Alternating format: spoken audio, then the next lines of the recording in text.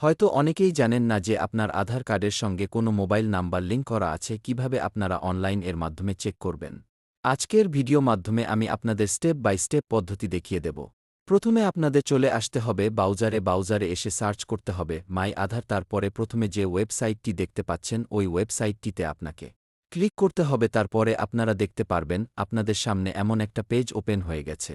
তারপর আপনি একটু টেনে নিচের দিকে আসবেন। নিচে চলে আসার পর এখানে দেখতে পারবেন লেখা আছে চেক আধার ভ্যালিডিটি। আপনাকে এবার চেক আধার ভ্যালিডিটি অপশন টাইতে ক্লিক করতে হবে। তারপর আপনার সামনে আর একটি নতুন পেজ ওপেন হয়ে যাবে যেখানে আপনাকে দিতে হবে আপনার আধার নাম্বার। আমি এখানে আমার আধার নাম্বারটা দিয়ে দিচ্ছি। আমার এখানে আধার নাম্বার দেওয়া হয়ে গেল। তারপর যে এই ক্যাপচা কোডটি দেখতে পাচ্ছেন এই ক্যাপচা কোডটি দেওয়া হয়ে গেল। এবার নিচে দেখতে পাচ্ছেন একটা অপশন লেখা আছে প্রসিড। আপনাকে এই প্রসিড অপশনটাইতে ক্লিক করতে হবে। এই প্রসিডে ক্লিক করলেই আপনি এখানে দেখতে পাবেন আপনার এজ কত বছরের মধ্যে আছে, আপনার জেন্ডার, আপনার স্টেট এবং আপনার মোবাইল নাম্বার দেখতে পাচ্ছেন।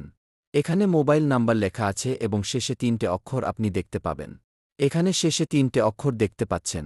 এভাবে আপনারা কিন্তু খুব সহজে বাড়িতে বসে নিজের মোবাইলের মাধ্যমে অনলাইন চেক করে নিতে পারবেন আপনার আধার কার্ডের সঙ্গে কোনো মোবাইল নাম্বার লিঙ্ক করা আছে।